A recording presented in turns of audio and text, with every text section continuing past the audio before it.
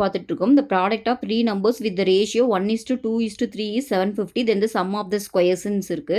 இப்போ பார்த்தீங்கன்னா, அந்த ரேஷியோ குடுத்துருக்காங்க. அப்ப நான் x, 2x, 3xன்னு எடுத்துக்கிறேன். ஓகேவா?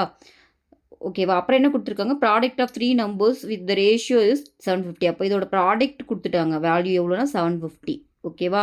இப்போ உங்கள இந்த நம்பரோட ஸ்கொயர்ஸ் எவ்வளோன்னு கேட்குறாங்க. முதல்ல இதை எக்ஸ் என்னன்னு கண்டுபிடிப்போம். ஓகேவா? அப்போ இதில் இருந்து என்ன வரும்? எக்ஸ் கியூபுன்னு வரும். 2 × 3 6. அப்போ 750 டிவைடட் பை 6 டிவைட் பண்ணிங்கன்னா உங்களுக்கு என்ன வரும்?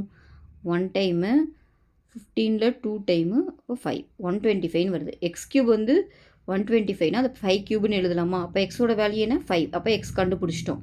அப்போ அந்த நம்பர்ஸ் என்ன? 5 2xனா 2 × 5னா 10 3 × 5னா 15. இப்போ என்ன கேட்குறாங்கன்னா சம் ஆஃப் த ஸ்கொயர்ஸ்.